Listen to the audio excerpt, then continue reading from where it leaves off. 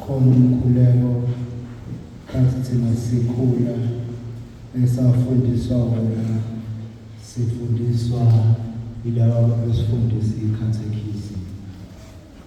Ebesifundisa lo mkhuleko we-catechism nje uthi lo mkhuleko Jesu wethu omuhle othandekayo awusithethelele izono zethu usisindise empilweni yesihoko holela ukuphefumula ongezweli ikakhulu abadinga umusa nesihabo sakho.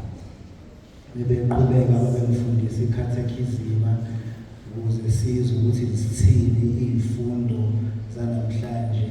Khona umhlabelelo basifundisa ukuthi Jesu uyakhazimula uyakhazimula Jesu uyakhazimula.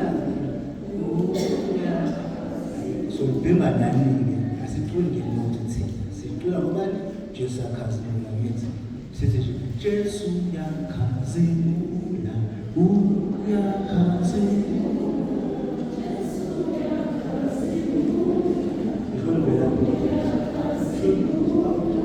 Jesu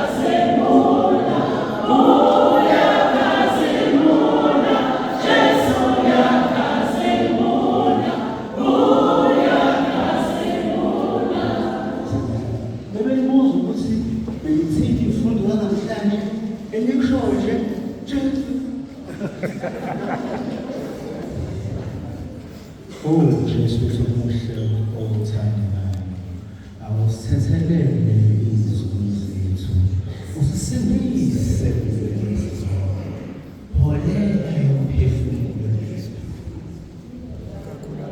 dinga kakhulusa nesihabo sakho. Wena usafastela amaroma wena usathi nje esontweni kuyafastwa usathi nje hayi ukufasta or inako yakharizima ayawufihla ubuna ngoba ningi nawo fanele khona umehluko ekutheni bengenzani kulesikhathi kusa-ordinary time bengenzani nje oqalile nje unyaka kodwa ngafika kulesikhathi elithi ibandla isikhathi esiyingcwele ibandla limkhumbuze ukuthi ngalesikhathi akube khona ukushintsheka kwenhliziyo yami kube khona ukuphenduka kwami ebuthakathakeni bami kube khona ukuphenduka kwami ekuhambeni ngokwenyama. Lokhu iqalile lenkathi nje muphi umehluko osuwubonile noma owenzayo wena ekuvukeni kwakho kuze bese kushona kwelanga? Imuphi umkhuleko ongathi kulezi insuku nje noma ngibhekene nezimo zokuthi ngiyadingeka baba abesilinga hayi ukuthi angena nje ofisini nje oqala nje sibefuna nje izinto owazi sokufanele ukuwasubmit ukuthi singalingi sekuwena victim usukhipha inhlamba ave nginikwa uthi uyagoduka uthi nje sengivale ifoni ngoba ngikhathele ngiphefumulo nje izobhize ngilinga ekulingweni wakho imuphi umkhuleko osukhulekile kule nkambo esekuyona yokusila yokuhlawula yokusithiba ikuphi osusukile kona ebekade kwenza ebekade ngijabula ngithokoza kodwa ngenxa yezwi elahlala laphakathi kwethu laba umuntu ngenxa yezwi ngithola ukuphenduka namhlanje sengiyisimuzisha ikuphi sengikwenzile mina kulo 11 days engithi Nkosi ngempela ngesibona isandla sakho ngiyakubona ukukhazimula kwakho empilweni yami abanye bethu nje basavuka babhodla ubulili ekuseni ethe nje uvuka nje umuntu ekuseni useqalekisa uNkulunkulu owuNkosi olunye usuku ave ngineyinkinga engaka ave nginalokhu awakathi nje Nkosi ungipha amandla usuku awakathi nje Nkosi uthi ngibone umqoqosho wakho osukwini awakathi Nkosi yazi nokho ngimthakathaka nokho nginjani kodwa ngiyabonga ukuthi usangiphe ithuba lokuzama futhi abanye bethu bathi nje bephinduka bevula amehlo nje sekukhona uTikTok u3 hours 4 hours bezohlala efonini from 6 ekuseni umuntu usehleli usebhizi scroll uze abe late nje aze akama excuses nje ngoba na thaka benyama ukuthakathaka mina nawe esivumelayo mihla namalanga lapho khona ebusuku sihlala sithi ezinkosi ngiyathembisa ngizothola amandla ekuseni wamvusa nje ngelo 6 ngizoyithandaza ingelosi kumele uvuse ngo 10 to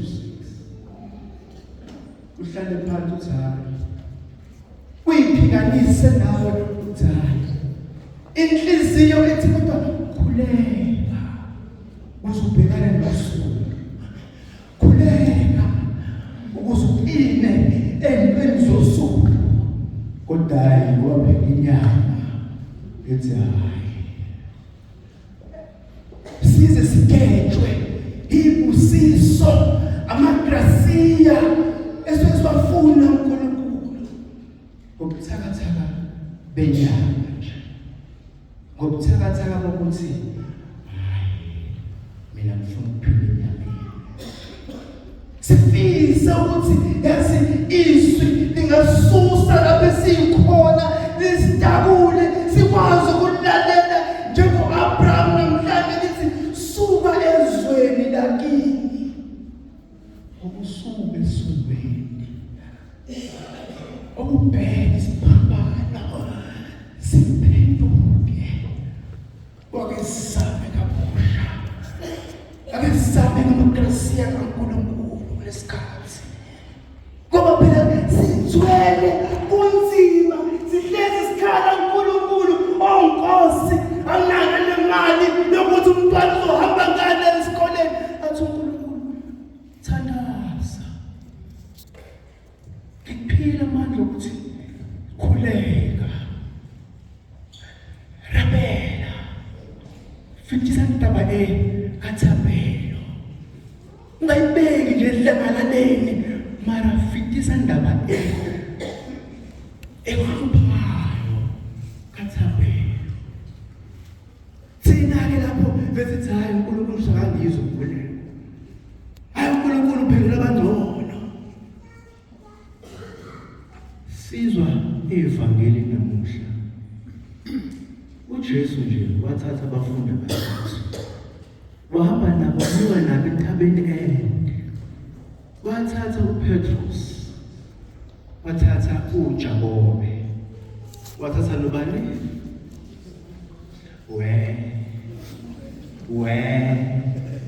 kodwa bengibuza ukuthi kwenzakaleni izolo khona bayabelala bekhala khona bayabelala bejabule esibona ubabona kude uzophendula manje uthi phela vele kodwa bengibuza ngezwi efaka besizindlile ngalo ngaphambi kokuba sizemisele sicela umoya ngcwele bosikhalisele wathatha noJohannes uqwabo bakhuphuka entabeni ende Mesifika entabeni ende uNkulunkulu uzibonakalisa ubuNkulunkulu bakhe esizweni somuntu. Nangu uJesu Kristu eshintsha isimo. Nangu uJesu Kristu esikhazula. Nange bakhombisa ubucwazi bakhe. Wahamba nabo. Sengathi kuleli ndima lesihambayo lapho sikhathala khona sisayiqala nje lenkathi yokusila. Lapho khona kuvuka kakhulu ukuthina, kuvuka kakhulu ubumina, kuvuka kakhulu ekuseni ubugovu bami, kuvuka kakhulu ukubhodla kwami umlilo. Lapho abantwana bami berayo esikoleni sengibathethise sengathi abanamakhanda.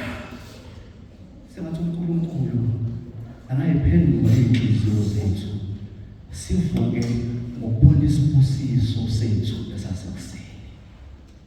Asiphe lamandla okuba umkhuleko wethu ukwazi ukushintsha, ushintshela abantwana bethu, ushintshele ikhaya lami, ushintshele umndeni wami. Thatha uNkulunkulu angasipha lo mkhuleko wokukhuleka, sikwazi ukuba lo mkhuleko simkhuleka ngawo usipha amandla emshadweni eminye imizi. Usipha amagrasiya lo mkhuleko ukuthi nalapho sidlulisa khona ucela kwethu, lapho sidlulisa khona ukubonga kwethu, kube kumkhuleko ophuma enhliziyweni. Sangabe lapho uNkulunkulu khona ngimanxeba inhliziyo iyopha igazi, izandla zibuhlungu, ngingakwazi ukupholisa. Athumele umoya wakho uphilisa, akuphe amandla lapho udinga khona uxolo lwakhe, akuphe amandla akujulise ngalomkhuleko ukuthi nje Jesu wethu omuhle othandekayo, awusithethelele izono zethu.